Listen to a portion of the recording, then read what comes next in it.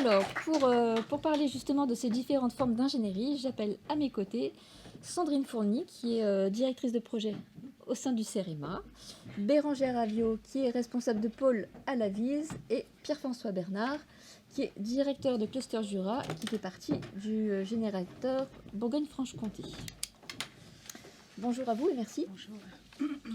Alors, on va commencer par l'État quand même. Bah oui.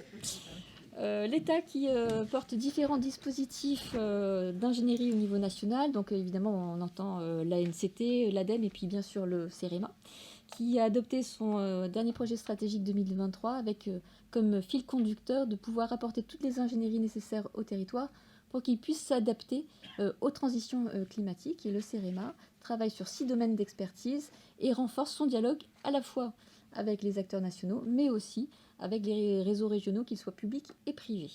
Alors Sandrine, vous êtes directrice de projet, vous portez la plateforme Expertise Territoire au CEREMA qui a été lancée en mars dernier, il n'y a pas très longtemps. Quelle est l'ambition de cette plateforme ? Merci beaucoup, Émilie. Bonjour à tous. D'abord, je suis ravie d'être là, puisque on rentre dans ce réseau, donc je suis ravie. Après, je m'excuse par avance, je serai obligée de partir, donc je ne remplis pas du tout les conditions du réseau, mais je suis vraiment ravie d'être là. Et on pourra se recontacter, évidemment, avec grand plaisir. Donc, je suis ravie de vous présenter Expertise Territoire. Juste pour mon petit parcours, moi, j'étais sur les agendas matin, les contrats de transition écologique. Voilà, donc le lien et les territoires est ancien, et je suis ravie de pouvoir aussi participer aussi à cette logique d'alliance, parce que c'est en s'y mettant tous qu'on y arrivera également. Alors, Expertise Territoire, donc ça a été mis en place par le CEREMA, donc un établissement public, comme l'a indiqué Émilie, qui vient de changer aussi de statut, établissement public à la fois État et aussi tourné maintenant vers les collectivités territoriales. Et il fait beaucoup de choses, donc je vais vous montrer juste un petit aspect qui est Expertise Territoire. Donc, diapositive suivante. Donc, on va passer directement à la... Hop là, là, du coup, on est... Hop là. Donc, Expertise Territoire, c'est une dynamique collaborative et numérique. C'est une plateforme collaborative en marque blanche. Je pense que c'est vraiment important en termes d'ambition. Pourquoi ? Parce que la conviction, et elle est, je pense, aussi partagée ici entre nous, c'est que les problématiques territoriales de transition écologique sont tellement complexes, avec des enjeux extrêmement articulés, qu'elles nécessitent aujourd'hui d'avoir des expertises qui se parlent. Et quand on parle d'expertise, on peut parler par exemple d'expertise du CEREMA, avec des expertises pointues, très techniques. Il y a aussi de l'ingénierie intégrée, mais on voit bien que sur les problématiques, par exemple, d'ingénierie sociétale ou financière ou juridique, on voit bien qu'autour d'un projet, pour qu'il se mette en œuvre, de la conception jusqu'à sa mise en œuvre, il y a énormément d'ingénierie à mettre autour de la table, à faire se parler. Et donc, l'idée d'Expertise Territoire, c'est justement de connecter des expertises, donc soit directement sur les territoires, c'est ce qu'on a vu depuis ce matin, mais aussi grâce au numérique, pour justement répondre à ces problématiques et en s'adaptant de là où part le territoire. C'est quoi mon problème ? C'est quoi la problématique de ce territoire ? De quoi a-t-il besoin ? Et la promesse, quelque part, d'Expertise Territoire, c'est de trouver en un lieu, en un espace numérique ou en un lieu, des espaces de travail où on peut à la fois poser une question. J'ai une problématique territoriale, j'ai une question à poser. Eh bien, je vais sur Expertise Territoire et je trouve donc voilà une réponse à ma question. Et donc, l'idée, c'est de rassembler différents partenaires. Donc, le Rameau est présent sur Expertise Territoire. Jean Carinti a ouvert aussi sa communauté et peut-être d'autres présents ici aujourd'hui. Et donc, de permettre à toutes sortes de partenaires d'être présents. Et le CEREMA est un des partenaires d'Expertise Territoire.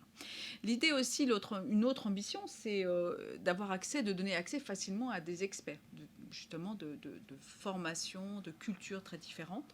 Donc c'est aussi une des autres ambitions. Donc c'est un projet qui démarre, qui a ouvert le 10 mars 2022. Donc on va continuer encore à grandir et ça passera justement par ces logiques aussi d'alliance et de coopération et aussi de venir tester, d'expérimenter sur Expertise Territoire et valoriser surtout sur ce qui se fait.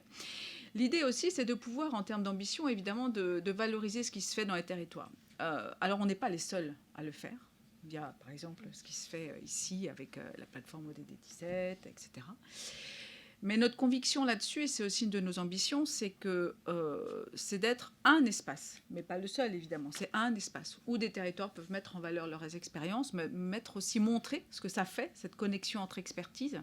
Et du coup, justement, avec Expertise Territoire et avec des différents partenaires, c'est justement de connecter entre différentes plateformes, différents espaces où il y a ces retours d'expérience et où, en fin de compte, pour permettre cette accélération, eh bien, un territoire qui vient présenter ce qu'il a fait, qu'il soit pionnier ou pas d'ailleurs, parce que ce qu'on voit aujourd'hui, c'est qu'on connaît, on a tous en tête ces territoires pionniers qui ont fait avancer très très vite la question de l'adaptation au changement climatique et de la transition écologique. Et ce que l'on voit en fait, c'est que de plus en plus de territoires s'y mettent et souvent avec aussi de nouvelles portes d'entrée.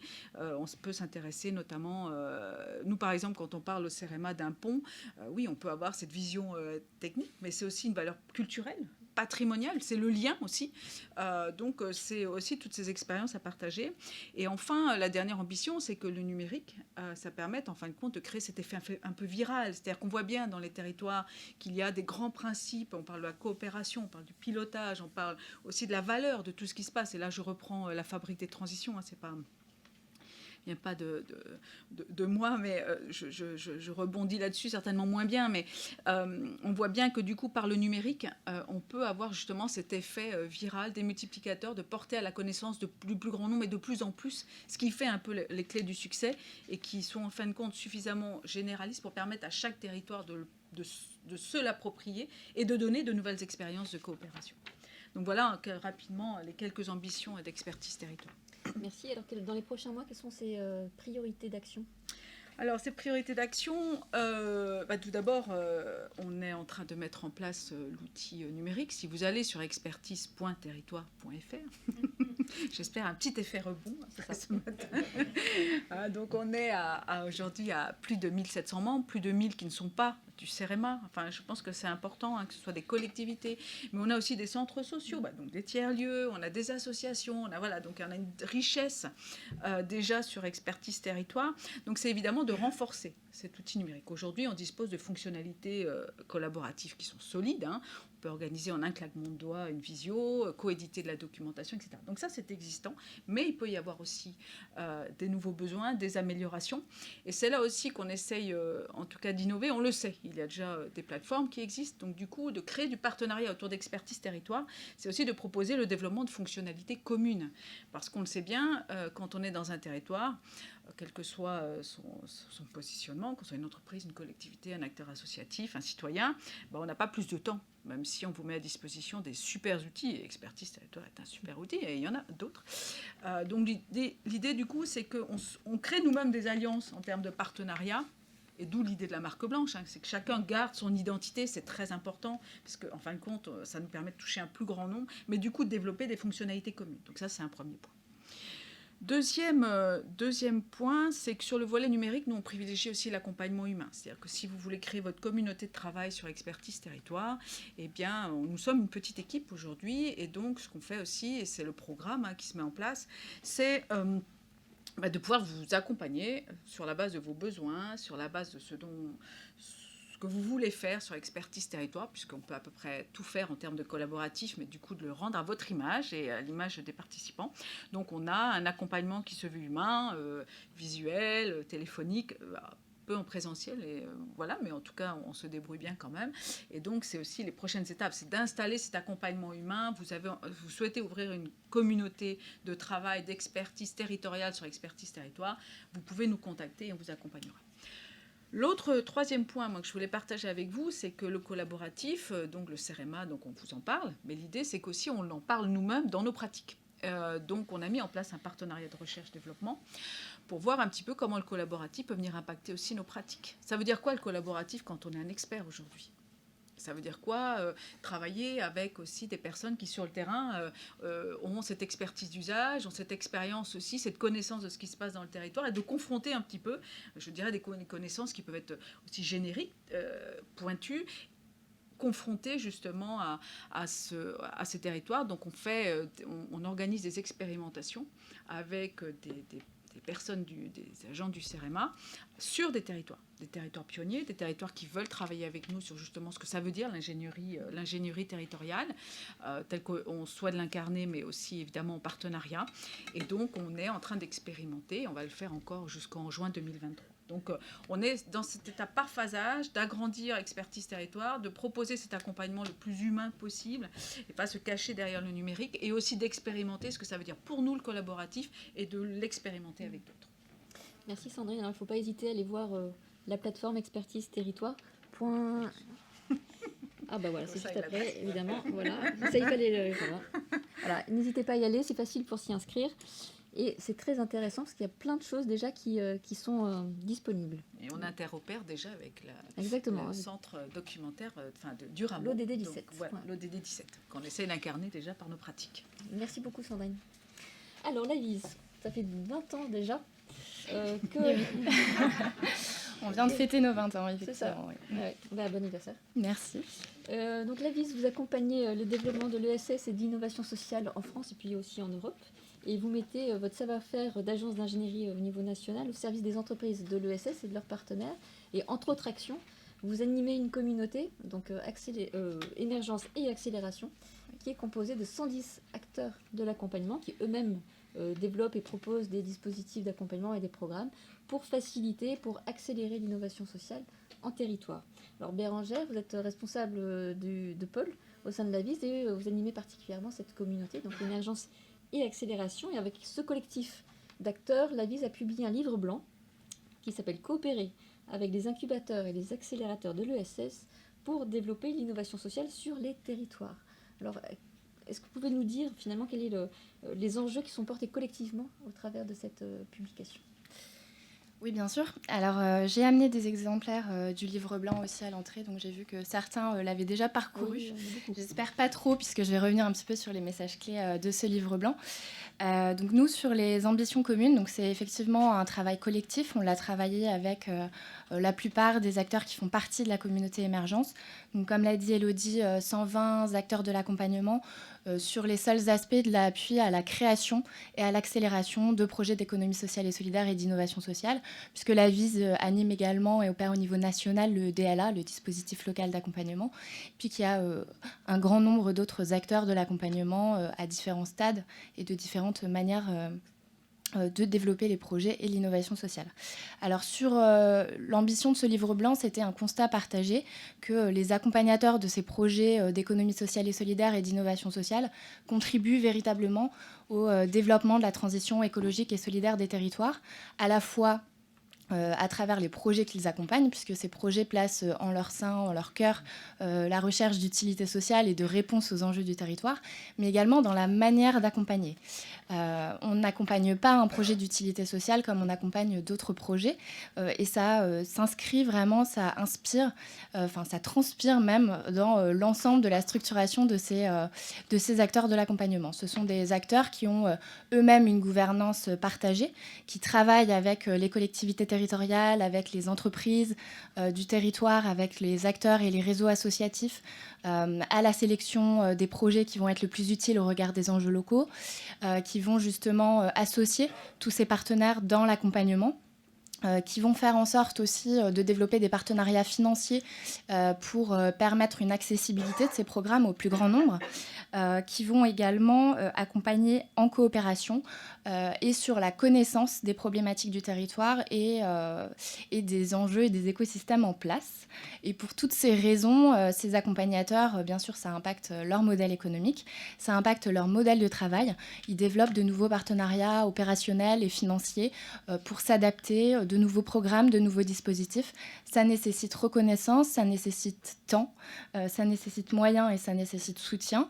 Et c'était vraiment l'enjeu de ce livre blanc, de valoriser leur rôle, leur savoir-faire, leur spécificité et surtout d'appeler les acteurs qui ont un intérêt à développer ces projets d'économie sociale et solidaire et d'innovation sociale, à les découvrir, les connaître et penser à eux dans l'ensemble des programmes qu'on qu'on peut mettre en place. Je pense par exemple à tout un tas de fondations, et ici dans la salle, il y a des fondations qui travaillent avec ces acteurs de l'accompagnement. C'est de connecter justement ces expertises, ces ingénieries et ces savoir-faire. Voilà, on a cette véritable conviction à la VISE et globalement, je pense, dans l'ESS, que ces acteurs de l'accompagnement sont vraiment là aussi des liens, des acteurs intermédiaires qui connaissent l'ensemble de ce qui se passe sur leur territoire et qui sont très utiles du coup pour développer de nouveaux projets. Merci. Alors, n'hésitez pas à me dire quand est-ce que je change de slide. Oui, en fait, les slides ne sont pas forcément avec mon propos. Là, vous avez l'exemple du livre blanc, mais comme vous l'avez dans la main, on peut passer à la slide d'après. Voilà. Là, c'était juste une représentation, mais comme vous l'avez dit en introduction, il n'y a pas de problème. C'était juste de dire que moi, personnellement, je n'anime pas la communauté émergence et accélération, j'anime le réseau Fabrique Initiative, qui fait partie de cette communauté. On a à la fois dans cette communauté, et du coup, c'est la 3e slide, voilà. Dans cette communauté, des acteurs qui vont travailler vraiment à l'accompagnement des porteurs de projets, en collectif, individuel, à la fois sur des premiers pas, de l'idéation, de l'incubation, mais on a aussi des acteurs qui accompagnent pas forcément des porteurs de projets, mais des territoires et leurs différentes parties prenantes à justement imaginer des réponses collectivement et co-construire des activités. C'est le sens du réseau Fabrique Initiative qui fait partie de cette communauté. Alors dans le livre blanc, il y a énormément d'informations pour comprendre les spécificités de ces acteurs de l'accompagnement, et notamment toute une partie qui est dédiée justement à l'explicitation de ce que sont ces savoir-faire, ces expertises qui sont portées par ces acteurs. Est-ce que vous pouvez nous en donner les clés et de montrer qu'en fait ces expertises sont nécessaires pour justement pouvoir répondre aux enjeux locaux qu'on trouve dans le territoire? Oui, donc on en détaille beaucoup, donc je vous invite aussi à parcourir plus globalement le livre blanc. Je vais faire plutôt un zoom sur quelques expertises qui sont en lien avec justement le sujet d'aujourd'hui, le Faire Alliance. Donc premier grand type de savoir-faire qu'on a bien sûr identifié, c'est d'accélérer le développement des solutions sociales et environnementales durables, mais pas n'importe comment, comme je disais juste avant. Donc ces accompagnateurs, premièrement, ils répondent à un intérêt croissant pour l'entrepreneuriat dans l'économie sociale et solidaire, etc. Juste en moyenne, pour vous donner un ordre de grandeur, c'est 420 porteurs de projets qui sont accompagnés par l'ensemble des 120 acteurs de la communauté. 420 porteurs de projets sur différents stades de sensibilisation et d'accompagnement, mais qui souhaitent justement s'engager dans la création de projets transformateurs pour le territoire.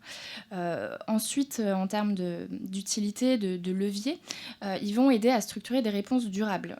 Donc pour ça, ils appuient vraiment, et c'est, je pense, vraiment essentiel par rapport à ce qu'on dit aujourd'hui, ils vont s'assurer de l'adéquation du projet, à la fois avec les besoins réels du territoire, et donc c'est là où, bien sûr, les accompagnateurs ont un rôle essentiel puisqu'ils connaissent les enjeux, les dynamiques, les projets existants, ce qui s'y passe, les défis prioritaires, ils dialoguent avec, encore une fois, les collectivités territoriales, etc. Et donc, ils vont s'assurer que les projets qui sont en cours de développement sont bien en adéquation avec cet écosystème territorial et avec les besoins. Ils vont bien sûr appuyer l'innovation sociale, donc la phase de recherche et développement, d'expérimentation, et là, ils peuvent aider aussi à faire le croisement avec des chercheurs, par exemple. C'est le cas, pour illustrer, on met en avant un projet dans le livre blanc de Première Brique, donc un incubateur et Fabrique Initiative à Toulouse, qui a accompagné un projet de douche cyclique écologique pour travailler sur la gestion de l'eau et la préservation des ressources en eau, et du coup qui les ont aidés à se connecter avec un laboratoire de recherche pour tout ce qui est prototype, expérimentation, etc. C'est quelque chose que de nombreux accompagnateurs font sur ce volet recherche et développement, expérimentation. Bien sûr, et ça c'est un des aspects centraux de leur accompagnement, ils vont accompagner sur tout ce qui est modélisation économique, financière, mais aussi toutes les spécificités de l'économie sociale et solidaire sur les aspects de gouvernance, justement. Ils vont s'assurer de la rencontre et de l'implication des structures et des personnes concernées par le projet. Donc là aussi, parfois les former à des méthodes d'intelligence collective, justement, qui peuvent être utiles à tout ce qui est métier de catalyseur, justement, à eux-mêmes faire du lien dans la création de projets pour impliquer les futurs bénéficiaires, qui est quand même une base de l'innovation sociale. Et puis s'assurer de l'ancrage local du projet et du coup de se connecter là aussi avec des partenaires, les collectivités, etc. Par exemple, là aussi, aussi, on a un témoignage qui est mis en avant d'une porteuse de projet sur un outil numérique qui va aider les exploitants maraîchers à gérer leur exploitation et qui du coup avait l'idée du projet mais ne s'était pas forcément rapproché ni des agriculteurs ni des conseillers agricoles et l'incubateur Atis donc à Bordeaux entre autres puisqu'ils sont développés maintenant les a vraiment accompagnés justement à la fois à mettre en réseau avec ces acteurs agricoles et à la fois à se former à d'autres méthodes de création et de concertation de projets pour justement s'assurer de cette connexion et de cet ancrage du projet. C'est aussi quelque chose qu'on voit beaucoup aujourd'hui dans les territoires ruraux. Les accompagnateurs, et Pierre-François, je pense, pourra en témoigner peut-être et sûrement mieux que moi, il y a beaucoup de porteurs de projets néo-ruraux, comme on dit. Donc, souvent, ce sont quand même des acteurs du territoire qui reviennent, mais pas que, mais qui du coup ne connaissent pas forcément les jeux d'acteurs en présence, etc. Et c'est vraiment un rôle essentiel de l'accompagnateur, de à la fois faire travailler bien sûr sur la posture entrepreneuriale, mais sur toute cette première phase, comme on le disait à la table ronde d'avant, de vision partagée et de faire adhérer à son projet. Voilà pour des expertises un peu essentielles. Je regarde si j'en ai pas oublié. Si, quand même peut-être dire aussi que dans justement le développement de nouveaux programmes, de dispositifs, et ça c'est une véritable spécificité aussi, ce ne sont pas des accompagnateurs qui vont créer une manière d'accompagner puis la standardiser et la répéter, mais qui vont toujours être en recherche d'adaptation et de création de nouvelles manières d'intervenir, d'accompagner de nouveaux programmes. On voit des programmes qui sont justement lancés en partenariat avec des fondations, en partenariat avec des entreprises, en partenariat avec des collectivités. Atis aussi, par exemple, vient de développer un programme d'appui aux coopérations, donc qui réaccompagne des anciens porteurs de projets accompagnés qui ont développé leur structure, qui travaillent sur un même secteur d'activité, par exemple, ou auprès d'un même public bénéficiaire, et qui, du coup, va les accompagner à travailler ensemble pour justement articuler leurs réponses et construire un projet qui va au-delà. Donc ça, c'est un exemple, mais ce sont des programmes qui se multiplient dans cette manière d'intervenir, et les accompagnateurs travaillent en coopération entre eux, les DLA avec les centres de ressources DLA, avec les incubateurs, avec les fabriques à initiative, etc. Et du coup, qui travaille vraiment à créer un écosystème d'accompagnement qui croise les expertises, les enjeux, et qui lui-même permet de développer de nouvelles solutions. Merci Bérangère. Alors, comme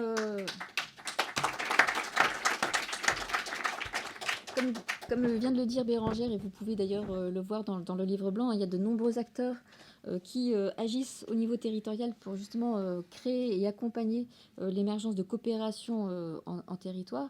Et donc pour illustrer cela, nous avons la chance d'avoir Pierre-François Bernard avec nous, qui est élu local et aussi directeur de Cluster Jura. Donc Cluster Jura, justement, qui fait émerger des projets locaux grâce aux coopérations, donc soit sur le domaine de l'écologie industrielle, de l'agriculture ou de l'alimentation de proximité, par exemple.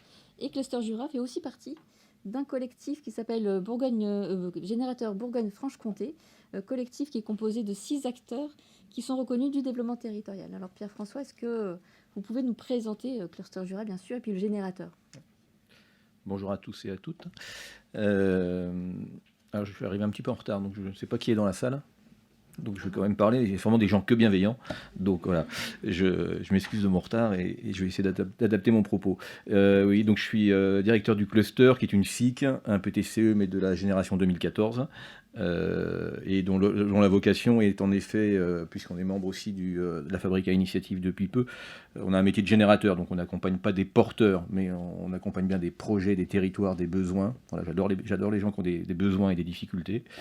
C'est comme ça qu'on avance. Et donc l'enjeu est de créer sur le territoire des maillages coopératifs. Voilà, c'est une de nos grandes avancées en 5 ans, et de créer de l'activité économique. Et on insiste beaucoup sur ce maillage coopératif d'acteurs, qui est pour nous un facteur de résilience et sur lequel on demande à être évalué sur notre prochain projet stratégique, autant que la création d'activités économiques, puisque ce maillage, cette capacité à faire du lien est primordial pour nous dans le décloisonnement et l'avenir des territoires ruraux. On est basé sur le territoire de Lons rapidement. On a la suivante, on va passer. Voilà. On est donc basé à Lons, le territoire lédonien. On a une offre de services qui se développe un peu sur le Jura. On a créé avec la région Bourgogne-Franche-Comté et l'ADEME et Franche-Comté Active, France Active Franche-Comté, le générateur Bourgogne-Franche-Comté. Donc ce sont un collectif, j'y reviendrai juste après, de 6 acteurs qui sur l'ensemble de la grande région font le même métier et donc font des alliances pour travailler sur l'ingénierie territoriale. Et puis, comme je l'ai mis après, on fait partie d'un certain nombre de réseaux nationaux qui nous amènent une plus-value et surtout des liens non pas nationaux mais interterritoriaux. Et j'insiste sur le terme, puisqu'on n'est pas toujours obligé de venir à Paris pour se rencontrer. Voilà. Notre métier, c'est un métier d'ingénierie, de catalyseur, qui pour moi, associe deux choses. Un, le process, comment on va récupérer les bouteilles, comment on monte une ressourcerie, comment... voilà, des choses qu'on essaye de développer, mais une ingénierie collective, une ingénierie sociale, dans une, j'aime bien l'image de l'ADN, de cette double sinusoïde, qui fait que cette ingénierie sur le territoire n'avancera que si on est en capacité de mettre en lien les gens et si on est capable d'avancer sur les projets. Et donc on s'est allié avec 5 autres acteurs que vous avez sur le territoire, sur la carte, qui sont aujourd'hui tous labellisés Fabrique à Initiative, et qui faisons le même métier et qui faisons donc un travail d'alliance dans une structure non juridique, hein, on est dans un ensemble non structuré juridiquement, et nous mutualisons nos métiers, nous mutualisons nos projets. Voilà, la consigne, on l'a lancée, nous, à Lons, et aujourd'hui elle se duplique ailleurs, la ressourcerie, idem, tout ce qui est circuit court. Nous mutualisons donc notre R&D, notre évaluation d'impact social, puisqu'on venait de lancer un programme par rapport avec ça, avec un laboratoire de recherche ELIX. Voilà. Et donc du coup l'enjeu est de partager nos méthodes et nos métiers, et nous sommes en lien donc du coup avec les collectivités territoriales qui font appel à nous, qui sont en orange, et qui ont recours à nos prestations ou à nos services. Notre méthode, elle est très schématique. Alors nos besoins, non, on peut y aller juste là. C'est bon ou pas ? Non, reviens s'il te plaît, celle d'avant, juste, voilà. Révéler les besoins et les ressources, et quand je parle de ressources, je m'attache beaucoup à ce que dit Pecker. Les ressources spécifiques, c'est selon les ressources cachées sur un territoire, qui ne sont pas révélées, et qui ne seront révélées que par un processus collectif. Moi, j'y vois des choses qui nous dépassent totalement. On n'a pas besoin du GBFC pour monter un camion pizza au bord de la route. L'entrepreneur, il sait faire. Par contre, pour les révéler, le potentiel d'un lac qu'on va transformer en lac piscicole ou en lac détente, pour aller révéler une ressource cachée qui est une consigne, pour aller révéler pour monter des ressourceries. Donc, ce sont tous des ressources cachées, ancrées au territoire, non délocalisables, et qui ne peuvent être révélées que par un processus collectif. Et donc, comment on mobilise. Et donc, tous les territoires ont des ressources. L'enjeu est de mobiliser les gens sur les territoires pour capter ces ressources et les transformer en activités économiques, sociales et environnementales. Donc là, vous avez quelques exemples de nos méthodes qui sont partout pareil en France. C'est juste qu'on a la capacité à les mutualiser et à travailler ensemble. En 3 points, notre méthode, on l'a schématisé. On aime bien les gens qui ont des besoins ou des problèmes, voilà, pour mobiliser, structurer de l'idée au projet, et puis du projet à l'activité pour le lancement. Voilà, rien de neuf là-dessus, avec cette double dynamique sociale et process. Hein. Quel est le modèle économique d'une ressourcerie, mais comment cette ressourcerie peut faire une matériothèque et travailler avec les entreprises, comment elle peut travailler avec les collectivités, et quelle est donc cette ingénierie collective et sociale. Alors, la courbe d'un projet, je crois que c'est la suivante. Non, ça, on va passer aussi. Voilà. Donc notre double dynamique, hein, associer les citoyens, les associations, les professionnels. Je crois qu'il y en a beaucoup qui font ça ici, autour d'un groupe projet. Et du coup, là, normalement, un projet. Elodie, la suivante, s'il te plaît. Merci. Voilà. Ça, c'est pratiquement 2% de nos projets. Voilà. Entre ce qu'on pense faire et là où on arrive. La réalité, c'est la suivante, avec quelques difficultés en route. Voilà. Voir des sorties de route. Voilà. Voir des sorties de route. C'est l'ingénierie territoriale. C'est le fait de pouvoir difficilement mettre les bonnes personnes au bon moment dans la bonne pièce. Je dis un peu des fois qu'on est agence matrimoniale, mais c'est ça quelque part, de pouvoir faire rencontrer les gens qui, dans un instant sublime, se rendent compte que s'ils alignent leurs intérêts, s'ils dépassent un peu leur modèle propre, ils seront capables de créer quelque chose qui les dépasse. Voilà. Et ça, pour l'avoir vécu, c'est des moments sublimatiques, jubilatoires, qu'on arrive à mettre en place sur les territoires. 3 petits points là-dessus. Enfin, je voudrais insister sur 3 points peut-être en conclusion. Ce boulot n'est pas un boulot de fonctionnement et de réunionnite. Voilà. C'est un investissement sur les territoires. Et ça, les collectivités, alors je ne voulais pas qu'on le dise, mais je suis élu et maire. Voilà, enfin, je voulais pas qu'on le dise, hein, je ne suis pas venu pour ça, avec cette casquette-là. Voilà, c'est pas du fonctionnement, c'est de l'investissement pour préparer nos territoires de demain. Voilà. Deux, si on relocalise l'ingénierie, et c'est ce qu'on essaye de faire tous en ce moment, il faut aussi relocaliser l'ingénierie financière et les fonds. Parce que quand on grenouille sur le territoire et quand on secoue le territoire, il y a des projets qui arrivent, et après, il faut les financer. Et on ne les finance pas de Paris, ou difficilement. Et donc là, sur le cluster, on est en train de monter un fonds d'impulsion, un fonds disponible avec une association agréée qui va nous permettre de tester, prototyper, pas lancer, mais prototyper des choses. Parce que quand on est sur de l'entrepreneuriat collectif, je reprends mon camion pizza, l'entrepreneur, il voit un autre, il veut lancer une activité, il a son argent, il y va. Sur l'entrepreneuriat collectif, et ben, qui c'est qui va mettre les premiers deniers pour lancer? L'idée est d'avoir donc ce fonds et de relocaliser aussi l'ingénierie financière et les fonds au plus près des territoires. Et puis la troisième chose que je voulais partager, avant de finir par une petite boutade, c'était le fait que nos villages sont l'expression du fait que le lien crée les lieux. Voilà. Je n'ai pas pu assister à la première partie, mais voilà. Et on était dans des degrés de sociabilité matures, mais qui sont révolus aujourd'hui.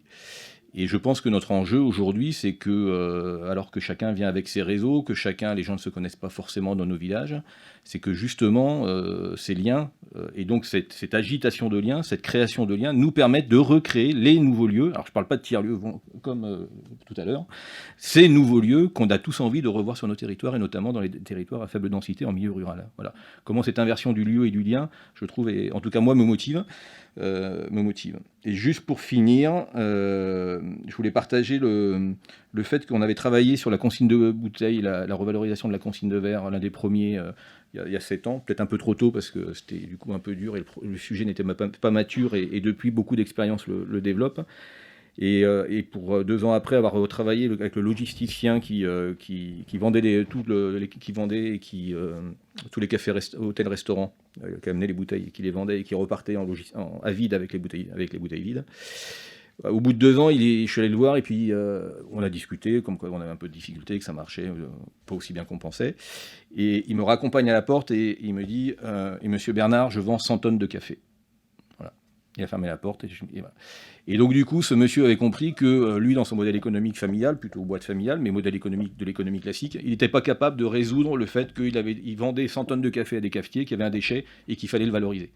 Et il m'a filé ce cadeau comme ça, je me souviens, il a fermé la porte et je vends 100 tonnes de café, au revoir monsieur Bernard. Et en fait, il m'a fait un cadeau et je m'en suis aperçu que trop tard, et il me disait, vous, avec votre ingénierie, avec votre savoir-faire, et je vous le dis, voilà, c'est un signal faible, essayez de valoriser ce marc de café, essayez d'en faire quelque chose. Voilà. Et voilà, donc du coup, je l'ai remercié, parce qu'on a essayé de faire des choses. Mais voilà, c'était juste pour distinguer qu'il y a besoin de cette ingénierie sur les territoires, et une ingénierie de maillage, à la fois dans des collectifs qui se mettent ensemble, parce que je pense qu'on a besoin d'échanger nos pratiques, parce qu'on est quand même sur des métiers d'innovation. Hein, je ne l'ai pas dit, mais on a un fort programme d'R&D social et territorial, avec un rescrit fiscal et une thésarde chez nous, là, au cluster. Et puis de faire ces alliances sur les territoires, de manière à ce que se créer l'impromptu et l'inédit, et que ces rencontres puissent se faire. Voilà. Merci beaucoup pour ça. Alors, je pense que tous les messages que tu as fait passer, on va les retrouver tout au long de la matinée. Et ça va faire vraiment écho avec tout ce qu'on va se dire, notamment en fin de matinée. Merci beaucoup à vous 3. Merci.